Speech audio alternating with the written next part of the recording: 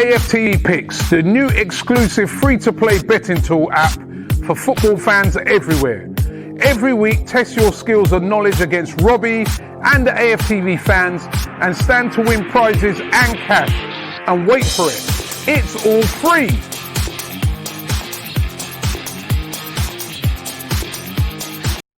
Hi and welcome along to AFTV Transfer Daily, the show that keeps you up to date with players that have been linked with a January transfer move to Arsenal.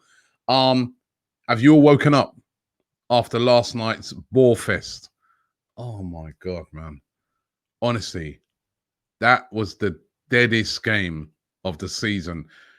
That would definitely been last on Match of the Day. Trust me. That would have been last on Match of the Days of the season.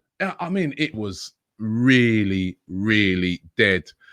And Arsenal struggled all game to break Crystal Palace down. Crystal Palace, we know what they're like. They are a very, very well-organised team. That's what Roy Hodgson does very well. He organises his teams very, very well. I mean, in the first half, they had the best chances. In the second half, they basically said, yeah, point, that's cool. And we couldn't break them down. We had big problems with Kieran Tierney being out. We didn't do anything out wide. So there was no width. You know, Ainsley Maitland-Niles had a poor game.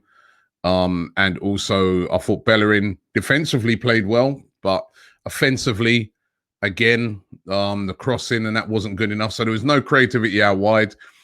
There was no creativity in the middle of the park. They stifled our midfield. They stifled Saka. They stifled Emil Smith-Rowe. And we just couldn't break them down. We couldn't break them down, and it ended in a 0-0. Roy Hodgson said after the game, great point. And yeah, that's what they came for, and that's what they got. And we haven't beaten Palace for a while now. They seem to always do this. You know, it's nearly every time we played them recently, it's been a draw. And I was struck yesterday, and I mean, I did an interview with a Crystal Palace fan after the game, and he said that he was struck by how, you know, he's saying, I'm used to coming to Arsenal and, you know, when we go to the Emirates and just being completely outplayed and, you know, our keeper having to pull off brilliant saves and that, but he goes, didn't really have that last night because we just completely stifled you. And he was just really struck by the lack of creativity. And for me, it brought up a few issues yesterday. It reminded us of a few things because over the last few games, we've been like, we got Smith-Rowe. I've been speaking to fans and they're like, we got Smith-Rowe now. It's all good. And I've been saying, listen, Smith-Rowe's been brilliant. And you can't fault him for last night either, before anyone thinks. I'm not faulting Smith-Rowe in any way. I thought he gave everything. That's all you can do, right? And when a player gives everything, you know, he gave everything. It was just one of those games where he got stifled. But we had no option off the bench to bring on to maybe try and be that creative spark because it's only Smith-Rowe. And that's what I've been saying this January transfer window. This, we knew at the start of the window, Mikel Arteta said himself, Edu said, we need a creative player. I've not seen enough movements yet in trying to get that creative player in. Smith-Rowe's emerged, and that's brilliant. But you need more than one. I look at like Manchester United, they've got Bruno Fernandes. They've got Van der Beek on the bench. They can bring on Juan Mata as well. You know, they've got Pogba. That's 4 creative players straight away that they've got. Look at that strength and depth in comparison to us, where we're relying on one kid, Emil Smith-Rowe, who's been brilliant, by the way, but that's all we're relying on. And are you going to tell me that that's what it's going to be from now till the end of the season? We rely on Smith-Rowe. So if Smith-Rowe has a bad game or if Smith-Rowe is stifled, there's no option. This is Arsenal Football Club. Even yesterday, I'm looking at it, I'm thinking left back as well. We've got 3 right backs in Bellerin, Cedric, and Ainsley Maitland-Niles. We've only got 1 left back. He's a brilliant left back in Kieran Tierney. We've only got 1. Now that we've sent Kolasinac out on loan till the end of the season and he's going, we've only got 1 left back again. So listen, the lack of creativity in these type of games has been worrying us all season, and it was clear for us to see again last night.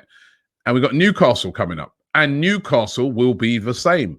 Low blocks. Remember, the game we played them the other day, had it have not been an FA Cup game, that would have been 0-0 as well in 90 minutes.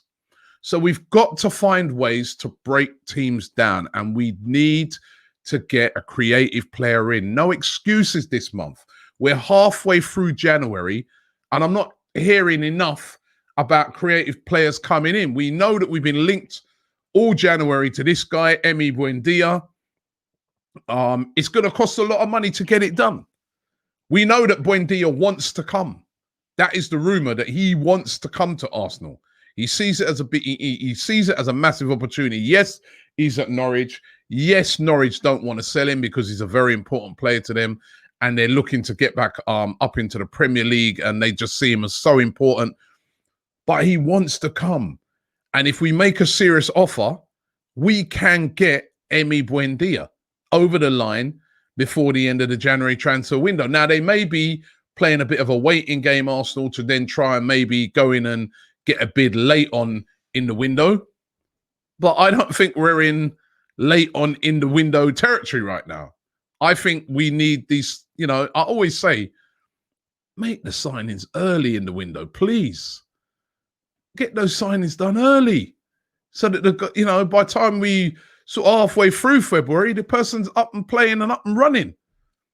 But that is a signing for me that if we're being serious, we should be making. There's also Isco. I know people have laughed at me and had a go at me and had a pop at me when I've said, what about Isco? Well, what about Isco? Why not? You're not telling me if last night you have the ability to either start or bring Isco off the bench, that he can't create something against a team like Crystal Palace? Excuse me. He's used to playing against teams like that all his life. He plays for Real Madrid. Every team that plays against him sets up deep. He's used to breaking down teams. He's an experienced player, in a Spanish international, talented, has won things at the highest level, and he's a very, very creative midfielder, and is possibly available on loan. Let's go and ask the question. If we can't get our number one target, which is Buendia by what it seems, go in and move and try and get Isco. If he's gettable, he's a quality player. I don't care what anybody says. We'll be there going, oh, well, he's 28 and this is not for the future. On loan till the end of the season, what we got to lose? This is my opinion, by the way, but what have we? I would get him. I've said it before. I would get Isco. He's available. There's other players like Marcel Sabitzer at RB Leipzig. Again, his contract is running down, right? Don't get me wrong. RB Leipzig are not going to want to sell Sabitzer, but there's, Arsenal are very interested in him. Spurs are very interested in him as well. It's doable if you go in with the right offer. It's doable. Now, this is where we want to see what the owner's made of. Yes, we know we need to be getting rid of players. Yes, we know we need to be moving on your Ozils and your Kolasinac's and people like that, right? I know we got to get that done. But in the meantime, we need a creative midfielder. This guy, Marcel Sabitzer, is one of the best around at the moment. Very creative for RB Leipzig. Would suit the English game perfectly. It's doable because his contract is running down if we put in a serious offer. Yeah? If not, we could just end up being completely mid-table this season. There is still an opportunity. There's still enough games left in this season that if we go on a run, and if yesterday's game would have been in isolation, we wouldn't be moaning about it so much. It's just because we've had so many of those games. But if we can go on a run, we can still get into the top 6, maybe even a miracle top 4. But we need to go on a run, and we're going to have loads of teams along the way where it's going to be really difficult to break down. So if we're serious, somebody like a Marcel Sabitzer, yeah, go and get it done. It's going to be a bit expensive, but if that's what is seen as a target, go and get it done. It's Christian Eriksen, spoke about him on yesterday's show. All right, you're going to turn your nose up at it. You're going to say, nah, we don't want him ex-Tottenham. Nah, he hasn't done anything at, on his move. Some beggars can't be choosers right now. We need a creative player. We've seen him in the Premier League. He's very creative. One thing that was very, very lacking yesterday, and please somebody tell me if they can remember one of these, a long-range shot from outside the box. I don't remember seeing any in that game. Sometimes when a team is very difficult to break down, you need somebody picks the ball up on the edge of the box, bang, as a shot, rifles into the top corner or whatever, or hits a deflection, can go in. We don't shoot from outside the box. Christian Eriksen, we known over the years, does shoot from out the box. Good set piece specialist, quality player. Forget that he played for Tottenham. Just be real right now. He was a quality player.